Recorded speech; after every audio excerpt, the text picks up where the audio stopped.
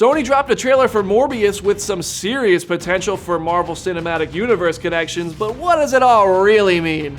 What's up, Comic Book Nation? BD here, and I'm about to untangle this web that might actually be a live-action Spider-Verse that is in the MCU, but has nothing to do with the people making the MCU. Yeah.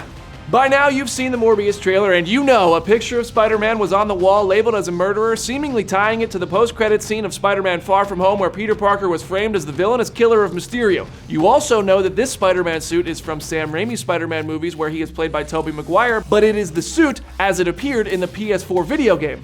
Curious. You also know that Michael Keaton is in the trailer as Adrian Toomes, aka Vulture from Spider-Man Homecoming, wearing the same prison jumpsuit he was last seen in the post-credit scene from that same movie. So either you knew all that or you know it now, but you need it. So let's talk about how the heck this fits into the MCU, because it is very clear that Sony wants to use these connections to build hype for Morbius, and guess what? It worked. We're all talking about it literally right now, and we're talking about it a lot. So I'm gonna warn you up front, these theories are deep cuts, so buckle up. Theory number one, this is an alternate world tied to the MCU but independent of the events of the MCU. Comic fans are familiar with multiverses, and Sony's Marvel Universe could very well be some alternate world which Tom Holland's Peter Parker can find a way to travel to, as seen in the animated Spider-Man Into the Spider-Verse. And anything that happens to him or the world here would not impact movies like Doctor Strange, Black Panther, Captain Marvel, or the Avengers. This theory gets some credence based on the picture on the wall being a Spider-Man suit that is not Tom Holland's Spider-Man suit. Now, this might just be a lazy Easter egg where the Morbius movie didn't feel like creating a new suit or image, or Sony doesn't have the rights to the one used in the MCU Spider-Man movies, or something like that. So they might have just been like, that one looks cool, who cares? It's Spider-Man, the audience will get the point, it's a connection Easter egg, woo! In which case, theory number two will be more accurate. But if this is an alternate universe where Tobey Maguire's Peter Parker is Spider-Man, this could be awesome. Sony might actually be building to a live-action Spider-Verse movie where Tobey Maguire and maybe Andrew Garfield and Tom Holland all cross over as their respective Spider-Mans, similar to what we saw in the Spider-Verse movie. They could add any other version of Spider-Man they want while they're at it. And building to this over the course of several movies could be Sony's Spider-Man equivalent to an Avengers movie, maybe even their Avengers Endgame.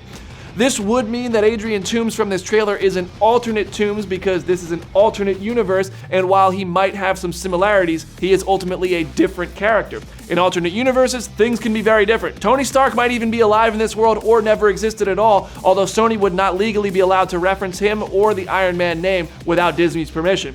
Personally, I'm all for a live-action Spider-Verse with a multiverse coming into play. It sounds awesome. Now wipe all of that from your memory for theory number two, which is a lot more simple. This is the MCU, and Sony is just doing their own thing, pulling from the events of the Disney movies and just operating adjacently to them, and there's really nothing Disney or Marvel Studios can do about it so long as they don't mention words like Avengers, Iron Man, Hulk, Thor, and so on. This would work despite it being weird that Pym Tech was not in San Francisco for the Venom movie, so if you can get past some minor continuity things, there's potential. These timelines are so confusing.